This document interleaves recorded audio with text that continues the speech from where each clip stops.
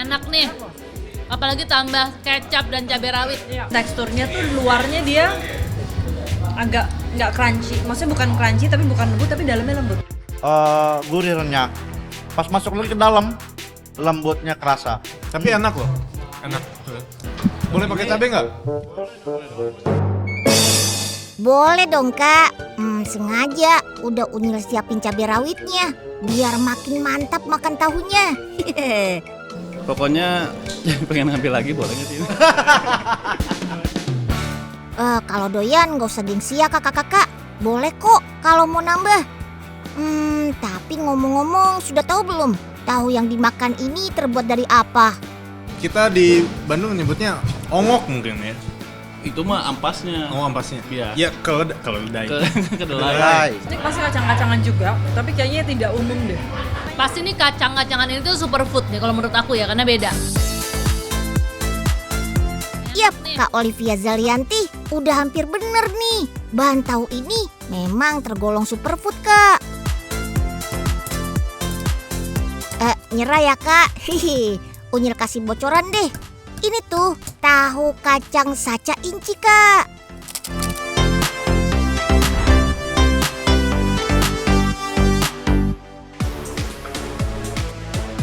Hadirnya tahu saca inci bukan tanpa sebab teman. Ini karena kandungan omega yang terdapat di kacang saca inci sangatlah tinggi. 17 kali lipat dibanding salmon loh. Makanya tahu saca inci disebut juga tahu omega. Nah, kacang saca incinya harus dihaluskan terlebih dahulu ya. Ini supaya lebih gampang tercampur dengan kacang kedelai nantinya. Ini jadi tahapan awal untuk buat tahu omega nih ya Pak ya. Betul. Oke, ini apa aja Pak bahan-bahannya? Bahan-bahannya kacang kedelai, ada kacang saca ici yang gilingnya nanti terpisah, ada susu kambing. Ada susu kambing. Perasannya pakai bawang sama garam. Yap, tahu omega memang masih menggunakan kedelai sebagai bahan utamanya teman. Kedelai harus digiling dengan mesin khusus yang membuat sari dan ampasnya terpisah. Setelah kedelai selesai digiling, waktunya menambahkan kacang saca inci yang sudah dihaluskan. Oke Pak, abis ini berarti kita Masukin saca ici yang di blender secara terpisah. Oke, kita masukin saca incinya. Dan disaring. Oh, disaring dulu Iya. ya berarti ya. Oh iya teman, komposisi saca incinya memang gak banyak, hanya sekitar 10%. Meski begitu, kandungan gizi tahu yang dihasilkan jadi jauh lebih tinggi dibandingkan tahu biasa. Masak selama 1 jam sampai adonan matang. Nah, yang buat tahu ini semakin spesial, ada tambahan susu kambingnya teman. Nilai gizi tahunya makin nambah lagi dong ya. Susu kambing kan kaya vitamin A, D, kalsium juga fosfor. Bikin tulang dan gigi kita kuat. Pak, berarti ini kan udah menggumpal nih, udah di 110 ya? Ya. Abis itu kita apain lagi nih Pak? Kita masukin ke panci dan kita saring untuk 2 kali. Oke, biar teksturnya lebih lembut. Siap. Berarti ini langsung diinin aja ya?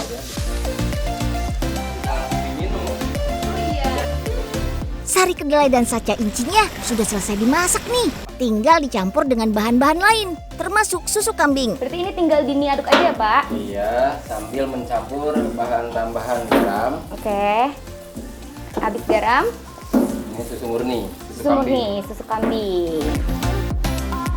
Oh iya teman, kalau biasanya cuka ditambahkan supaya tahu menggumpal. Tahu yang ini beda loh teman, nggak pakai cuka, tapi pakai nigarin. Oh, nigarin. Ini Pak, aku penasaran nigarin ini apa sih? Jadi nigarin ini sari bahari atau sari air laut. Pengganti biang cuka. Oh, jadi nggak pakai cuka ya pakai yang di cuka. sini ya? Supaya lebih sehat. Karena pakai nigarin, jadi tambah sehat deh. Kandungan magnesium dan kalium di dalamnya bagus untuk metabolisme tubuh. Ini cepet juga ya berarti ya reaksinya ya. Dia dalam hitungan detik udah langsung berubah teksturnya yang tadinya mencair jadi lebih menggumpal ya. Lanjut, cetak tahu omeganya yuk teman. Wah, kalau yang begini-begini sih bagian Unyil deh nih. Aduh, Nyil nggak akan bisa Nyil, ini berat. Ah, Unyil kuat kok kak. Berat Nyil. Tuh kan keberatan. Iya. Aduh, wah ternyata berat juga ya kak. Aduh. Aduh, kita panggil bapaknya aja deh ya Nyil ya, daripada nanti rusak. Iya nggak? Bapak, boleh tolongin bantuin Pak, berat nih. Wah, kayaknya Mbak sama Unyil keberatan ya. Ini harus 2 tangan dan harus yang kuat. Lihat ototnya, Nyil. Untuk memastikan bentuknya memadat dan tidak berubah, diamkan adonan tahu selama 30 menit. Teman, tahu omega ini sebenarnya sudah matang karena dibikin melalui proses perebusan.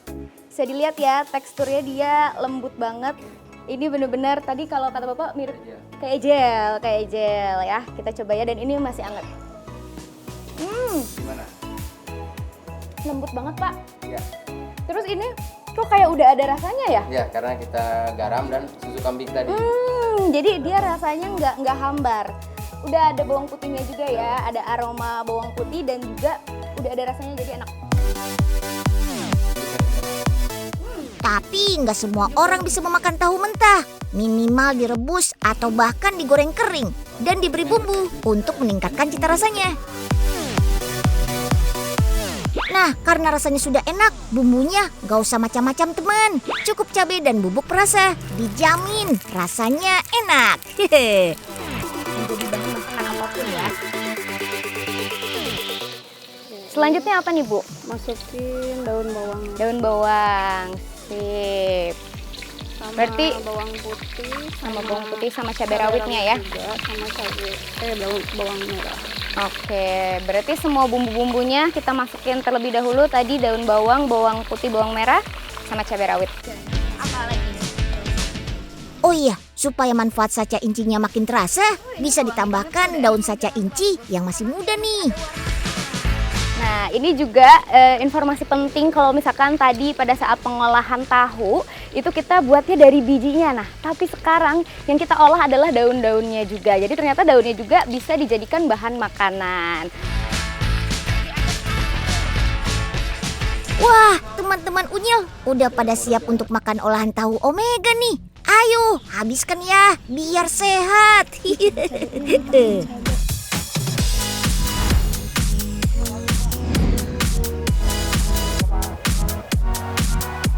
Sekarang kita ke kebun saca inci yuk teman. Saca inci ini termasuk tanaman seri yang tumbuhnya merambat. Yang paling khas dari saca inci adalah buahnya yang berbentuk bintang. Dalam setiap buah terdapat 4-5 butir biji. Nah, yang bisa dipanen yang berwarna coklat kehitaman. Kalau masih hijau gini masih belum bisa dipanen. Unyil ikut bantuin petik-petik deh biar cepat selesai. Nah, ini ya masih hijau, berarti belum bisa nih. Ini ya juga masih belum bisa. Ya udah deh, cari yang lain aja. Nah, ini dia, tinggal dipetik. Gampang banget. Wah, yang ini juga deh.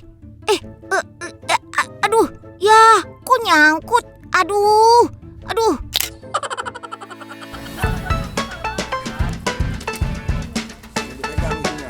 Oh iya, tanaman sejenis kacang-kacangan ini aslinya berasal dari hutan tropis Amazon.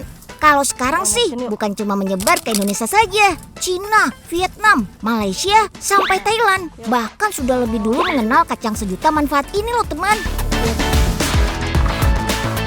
Setelah dipanen, saca inci masih mengandung air yang cukup tinggi. Nah, kelembapan yang berlebihan bisa bikin bijinya cepat busuk dan berjamur. Makanya harus dijemur seperti ini. Setelah dijemur kurang lebih 2-3 hari, lanjut pisahkan biji dari kulitnya. Gunakan palu yang ujungnya terbuat dari karet seperti ini. Jadi saat dipukul, bijinya nggak akan hancur teman. Ibu, Unyil ikut bantuin ya. Taruh di sini. Aduh, Bu, aduh. Ya, jangan tangan Unyil juga dong.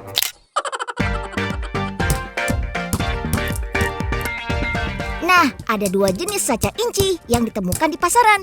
Yang masih terdapat kulitnya dan yang sudah dikupas. Kacang saca inci hasil panen di Desa Nagrak, Kabupaten Purwakarta ini siap dikirim ke UMKM di daerah Cihuni, Kecamatan Pasawahan, Kabupaten Purwakarta. Cakep. Wah, Unyil udah gak sabar nyobain rasanya nih. Oh ya, kalau yang masih ada kulitnya, biasanya disangrai pakai pasir, biar kulitnya nggak terlalu basah. Wah, ini kok berat banget ya? Aduh, panas.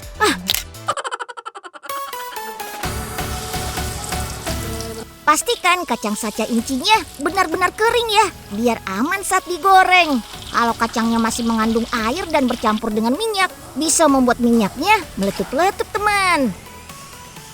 Saat saca inci masih panas, segera tambahkan bumbu perasa makanan ya, teman. Sip, sekarang kacang saca incinya siap jadi camilan bergizi tinggi nih. Yummy. Selamat datang di pabrik kacang kulit. Wah, banyak banget ya kacangnya. Kacang tanah yang akan diolah menjadi kacang kulit didapatkan dari petani di sekitar Pati, Jawa Tengah. Kalau baru datang, kotor banget. Ya, namanya juga kacang tanah, iya kan? Jadi banyak tanahnya deh. Makanya harus dicuci dulu nih. Jenis kacang tanah yang dipakai di sini adalah jenis Hipoma. Kacang tanah yang umur panennya 90 hari alias 3 bulan. Kacang tanah jenis ini punya beberapa ciri. Misalnya, isi dalam kacang ada 2 biji per polongnya. Ukuran kacang ini sedang, gak terlalu kecil dan besar. Terus kulit ari kacangnya warnanya ngepink gitu deh. Lanjut, kacang tanahnya direbus dengan suhu 100 derajat Celcius dalam mesin ini. Gak pakai lama deh, cukup direbus 5 menit saja, sudah pada matang tuh. Oh iya, proses perebusannya gak boleh terlalu lama ya. Nanti kacangnya kasinan, kan air rebusannya sudah dicampur garam. Karena mau bikin kacang kulit yang renyah, kacang kulitnya harus masuk ke dalam mesin fast cooker atau alat masak cepat. Dimasak lagi selama 24 jam, biar kadar air kacang kulitnya berkurang. Kira-kira sampai sisa 7% saja. Pokoknya sampai jadi kering kayak gini deh. Ngomong-ngomong soal kacang kulit, Unyil mau meluruskan sesuatu nih. Pernah dengar kan katanya kalau makan kacang kulit gini bisa bikin kolesterol naik. Padahal sebenarnya enggak loh. Makan kacang tanah malah bikin kita jadi sehat. Nutrisi di dalam kacang tanah justru bagus buat tulang. Membantu mencegah penyakit kanker, bisa meningkatkan aliran darah di otak juga, menjaga kesehatan jantung. Terus nih ya, kandungan lemak tidak jenuh dalam kacang tanah, malah membantu menurunkan kolesterol dalam darah. Buat mama-mama di rumah juga jangan takut nih makan kacang. Kandungan asam lemak dan vitamin E di dalam kacang tanah bisa membantu regenerasi sel-sel kulit dan meningkatkan produksi kolagen. Nah, kalau sudah gitu kan kulitnya jadi mulus, cerah, kencang, dan awet muda. Tapi tetap ya, jumlah konsumsinya harus diperhatikan. Soalnya segala sesuatu yang berlebihan itu kan gak baik buat kesehatan.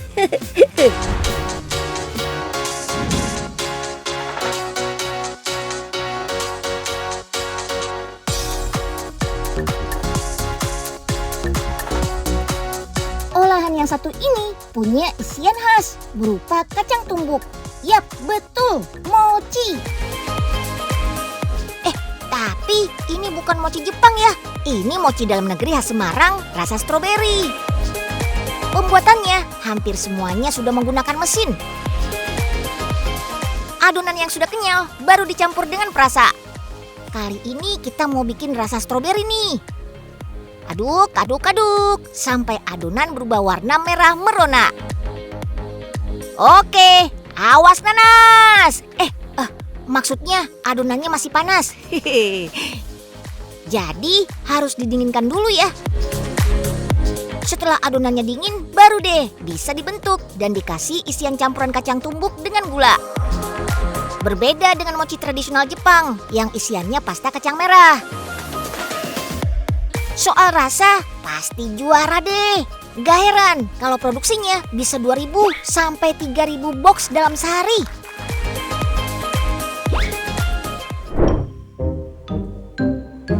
Om, Unyil bantuin ya bentuk mochinya. Ya. Loh. Iki piye toh? Tangan Unyil jadi nempel dua-duanya deh nih. Aduh.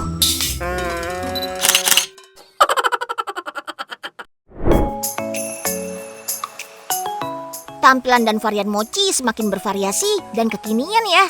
Rasanya semakin banyak, isiannya semakin unik. Cara makannya juga.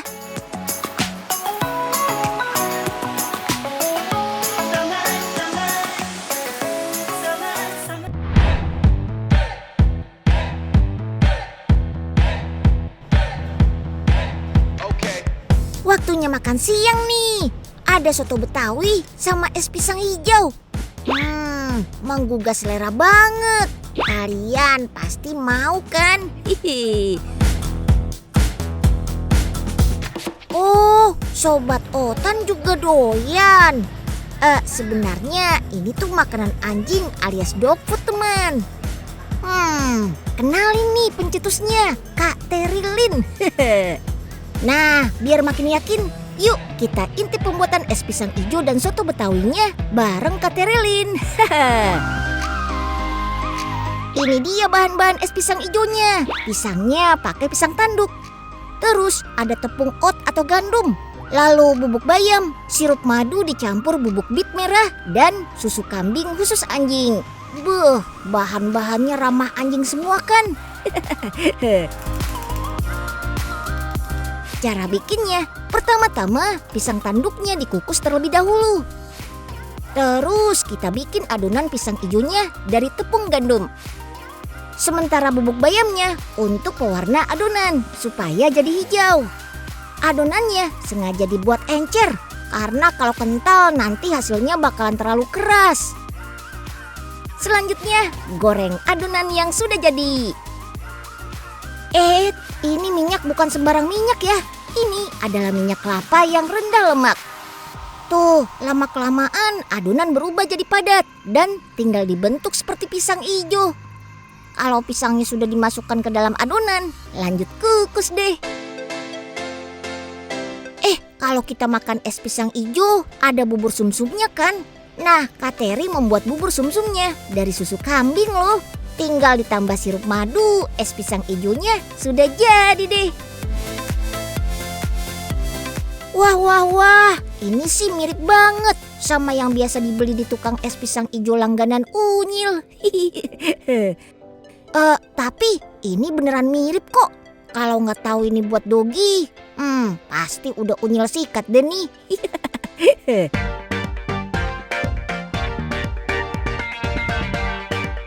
Nah, sekarang giliran bikin soto Betawi nih.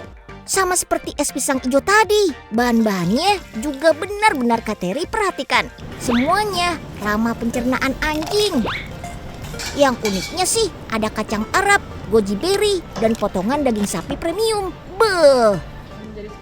Uniknya kacang Arab ini bahan untuk membuat emping. Wah, baru kali ini Unyil dengar bikin emping dari kacang Arab. Soalnya kan anjing memang gak boleh makan melinjo karena bisa mengganggu pencernaannya. Cara bikinnya setelah di blender, bentuk kacang Arab seperti emping. Terus oven sebentar. Selanjutnya goreng di minyak kelapa hingga matang. Biar makin mirip, bukan soto Betawi namanya kalau nggak ada sambal. Nah, sambalnya pakai paprika merah nih. Waduh, makin menggugah selera banget kan? Nah, karena untuk anjing, soto Betawi ini rasanya lebih kehambar. Tapi karena tampilannya menarik, dijamin deh nafsu makan anjing kesayangan bakal meningkat. Cakep.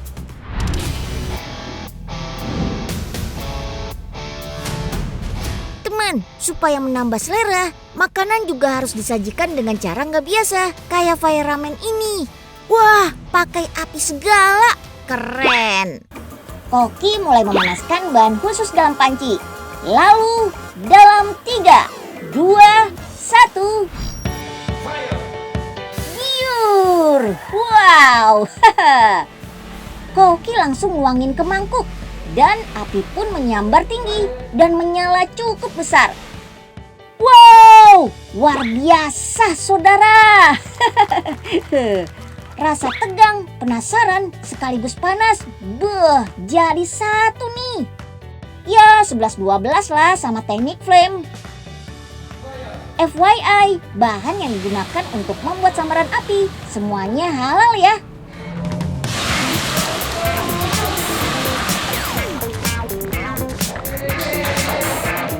Ramen sendiri terdiri dari berbagai macam kuah. Ada kuah kari, yang paling hits sih soyu dan miso, dan masih banyak lagi. Tapi hanya kuah soyu saja yang bisa disajikan dengan sambaran api, soalnya sangat mempengaruhi cita rasa ramen. Berasal dari Cina dan masuk ke Jepang pada abad 19. Ramen jadi cikal bakal lahirnya mie instan. Padahal dulu tentara Jepang membuat ramen pakai bahan sisa, yaitu tepung ransum.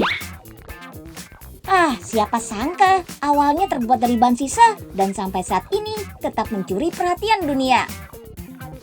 Jepang terus berinovasi, menciptakan aneka kuah ramen sampai cara penyajian anti mainstream kayak gini.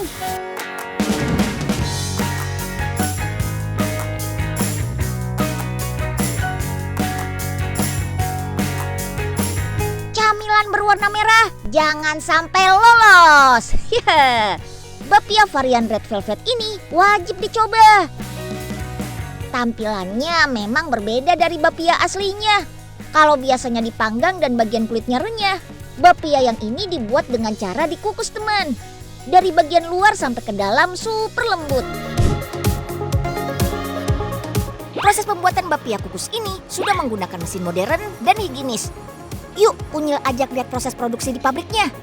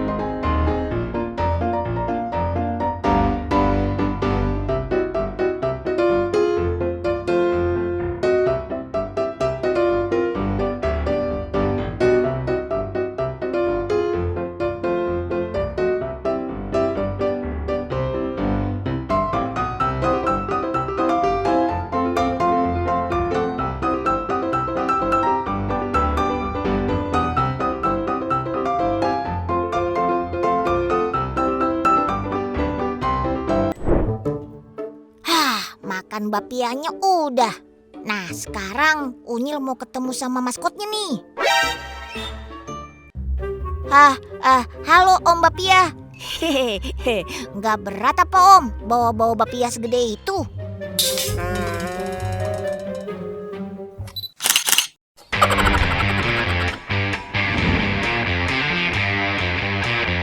Pecinta buah naga, ayo merapat. Yang Unyil suka dari buah ini adalah rasa manisnya yang khas. Tahu nggak? Ternyata buah naga banyak jenisnya loh teman. Coba tebak, kira-kira daging buah di dalamnya berwarna apa? Wah, pink. Ada yang bener nggak jawabnya?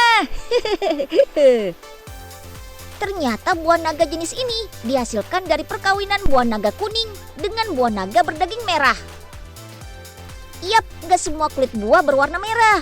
Ada juga yang kuning, namanya yellow dragon fruit. Jenis ini berhasil jadi favoritnya Unyil karena rasanya paling manis.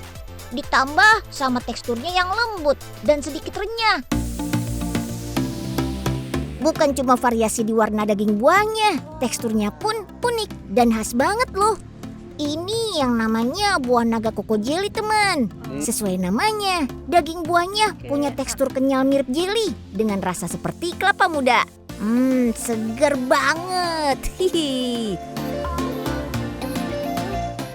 Tahan, masih ada yang nyeleneh lagi nih, teman.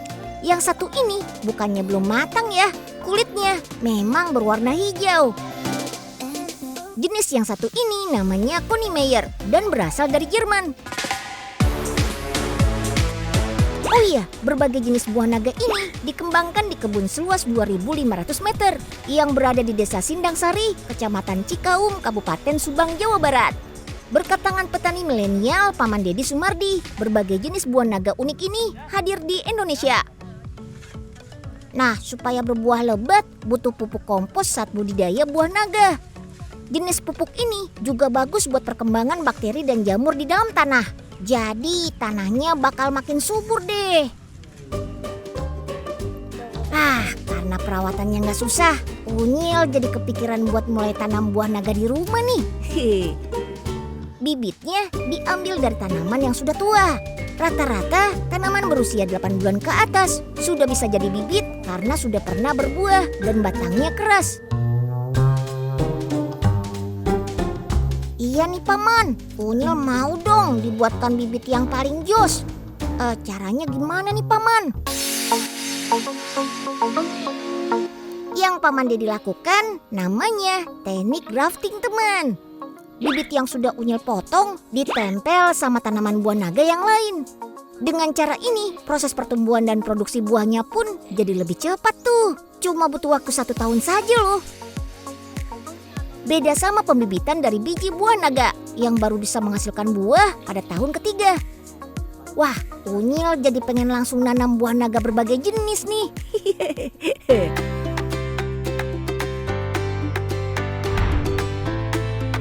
Untuk membuat enzim buah naga, diperlukan proses fermentasi glukosa. Makanya, buah naga merah lah yang dipilih. Karena kandungan gula buah naga merah lebih tinggi daripada buah naga putih. Buah-buah naga ini dipotong kecil-kecil supaya memudahkan proses fermentasi. Langsung masuk ke tabung untuk difermentasi secara alami ya. Tambahkan gula dan diamkan selama kurang lebih 1,5 bulan. Waduh, lama juga ya. Iya, proses fermentasi ini tanpa menggunakan air. Jadi butuh waktu yang lama supaya buah naga berubah menjadi cairan yang disebut enzim. Oke deh, lanjut kita ke proses pengadukan. Proses ini bertujuan untuk memberhentikan proses fermentasi. Kalau nggak diberhentiin, nanti bakteri yang muncul malah bakteri jahat, bukan bakteri baik. Buah naga yang sudah difermentasi akan menghasilkan bakteri baik, seperti bakteri Lactobacillus. Bakteri inilah yang hidup di sistem pencernaan manusia untuk melawan pertumbuhan mikroorganisme berbahaya. Mengkonsumsi buah naga dalam bentuk enzim seperti ini lebih efektif daripada makan secara langsung. Dalam bentuk enzim, komponen gizi dalam buah naga seperti lemak dan karbohidrat bisa terpecah. Jadi nutrisi yang berasal dari makanan bisa lebih mudah menyerap ke aliran darah untuk mendukung fungsi sel-sel dalam tubuh kita. Di Indonesia, minuman dalam bentuk enzim masih kurang populer nih. Tapi minuman enzim ini sudah sejak lama dikenal di negara lain.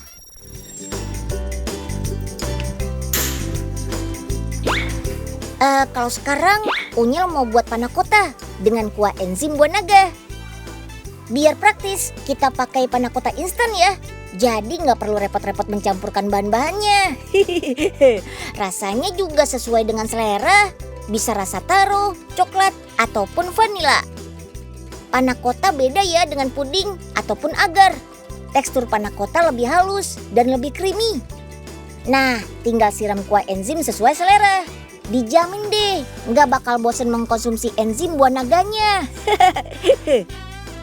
Oh iya, enzim buah naga ini sebaiknya dikonsumsi oleh anak mulai dari 11 tahunan ya. Silakan dicoba.